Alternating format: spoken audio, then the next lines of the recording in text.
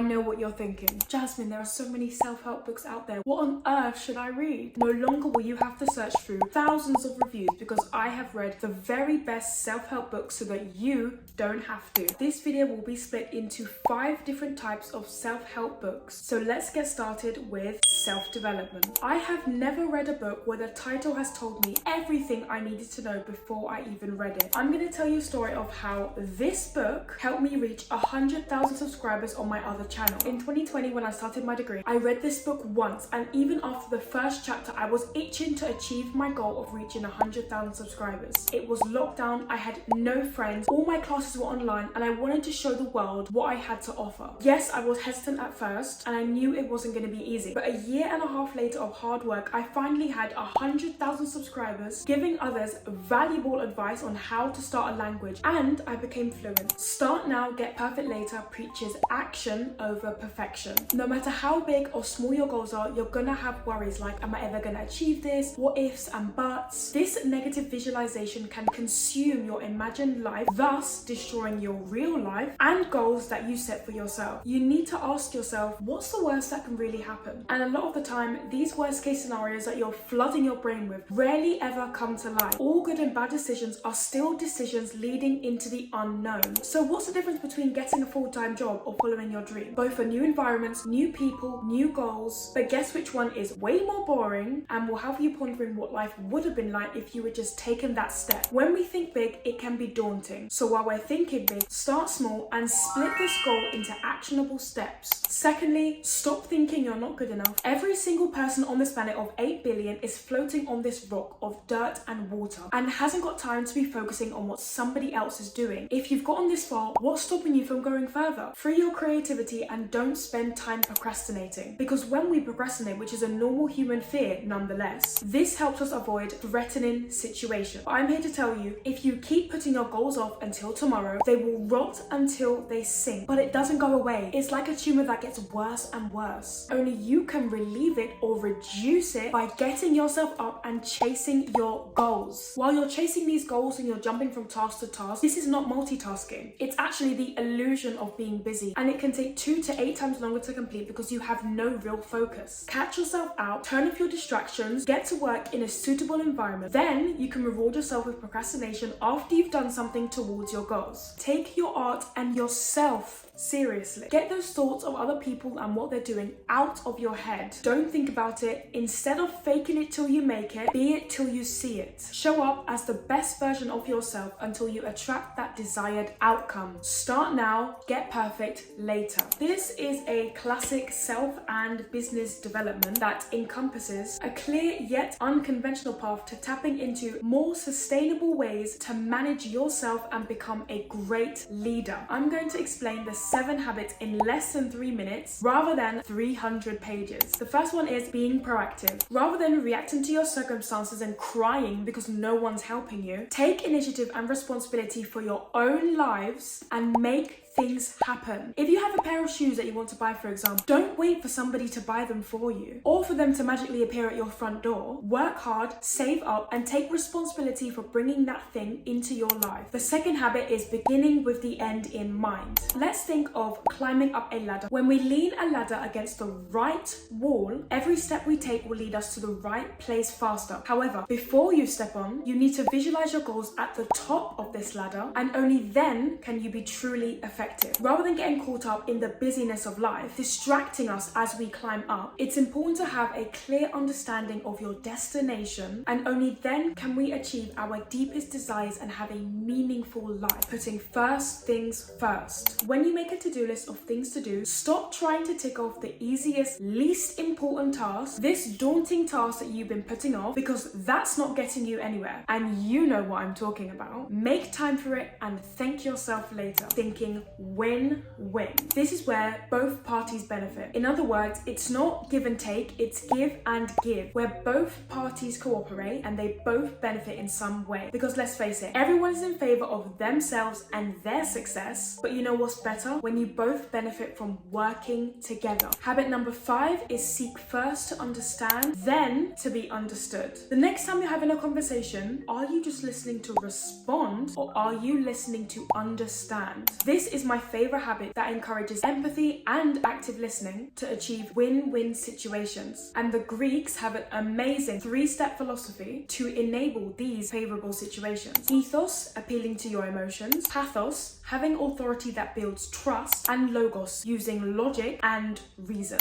Synergize. This states that you cannot do everything alone. Sometimes we need help to achieve a greater goal. And when you're all in favor of that goal, you can use each other's strengths and recognize each other's weaknesses and work together for a greater good. The 7th habit is sharpening the saw. Covey uses the metaphor of sharpening your saw in the case of personal growth. If a saw is blunt, it can't cut through anything and it's useless. However, if it's sharp, it will cut through the wood with no problem. The key word here is effectively. In other words, if you don't continuously develop yourself physically, socially, emotionally, intellectually, and invest time into you, you'll be able to reach your goals and climb that ladder with ease. You Are a Badass did not become popular for no reason, because self-sabotage is crippling and it takes courage to go down the path of a life that you want to live. In chapter 1, Jen says that the universe is a powerful source of limitless energy that we and our work are connected to. All energy vibrates on a certain frequency, including you. So the goal is to be at the right vibration to attract the things and the life you desire. Chapter 2 helps you appreciate how amazing it is to be alive, how important it is to drown yourself in affirmations and talk to yourself positively every day. Do the things you love, replace self-depreciating thoughts, accept compliments, stop comparing yourself to others because it's none of your business, forgive and love yourself. Chapter 3 is about tapping into the motherlode. It explains how important meditation is to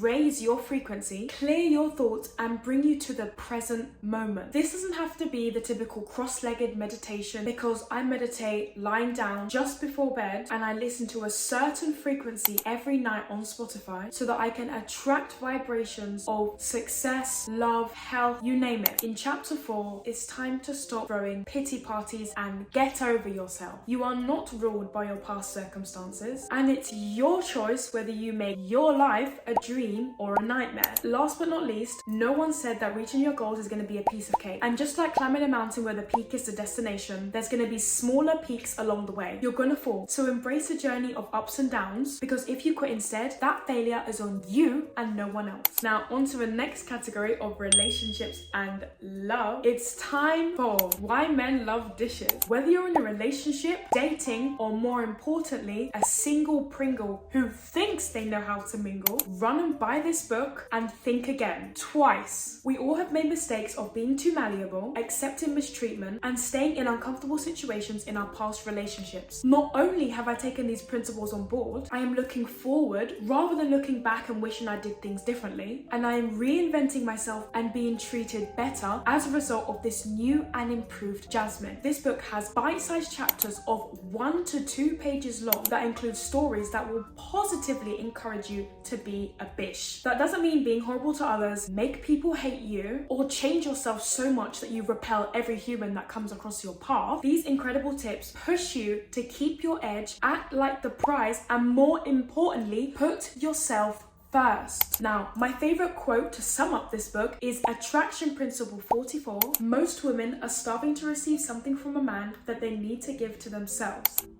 Plain as day. I'm sure we can all agree that we don't want to be the girl that is afraid of rejection, have her whole life consumed by a man's needs and whereabouts, and is way too nice and predictable. That's boring. Instead of sitting and waiting around for someone to put a label on your situationship, bring you flowers, or take you out on a date, do it for yourself. Take yourself out on a date and buy yourself flowers. It's so easy to love yourself rather than craving love from somebody else. When you fall in love with yourself, you emit a completely different kind of energy and become addictive to others, thus attracting the right people. In other words, people who also love themselves, are not externally insecure to others, and will pull you into success rather than into the sewer. Don't change your entire persona to embody every single rule in this book. Pull your shoulders back, stand your ground, and stop giving your whole world to a man and give it to yourself first. Now, Richard Templar is my favorite author for one reason only. His rules, when followed, will literally turn you into a life coach. And in this book, these 100 rules will enable you to be a natural people person person and use less of your energy up to connect with others and build stronger relationships with the right people. My top 3 rules in this book include Rule 35, listen, don't solve. It is not your job to fix other people. So as of now, you can lift that burden. My favorite thing to ask when someone does come up to me for help is, would you like me to listen or would you like my advice? Chances are they just want someone to listen, and you've saved yourself a whale of a time from being a counselor or a cognitive behavioral therapist, because once again, it is not your job. Rule 48, all interactions are either positive or negative. Never neutral, never Switzerland. The next time you speak to someone, take a note of your feelings after you've left the conversation with them and try and be self-aware of how they've made you feel and how you're also projecting yourself onto others. Maybe ask yourself, am I actually hanging around with the right people? Do they make me feel good or bad about myself? When dealing with difficult people, there is only one person that you can change, and that is you. You may encounter difficult people, but it's about making these encounters easier for yourself. If someone's pissing you off, making you feel stressed, irritated, or annoyed, it's up to you to do something about it. Don't stand there and take it. Either stop listening, let the words go over your head, and think about how sad they are for being this difficult person that no one wants to deal with.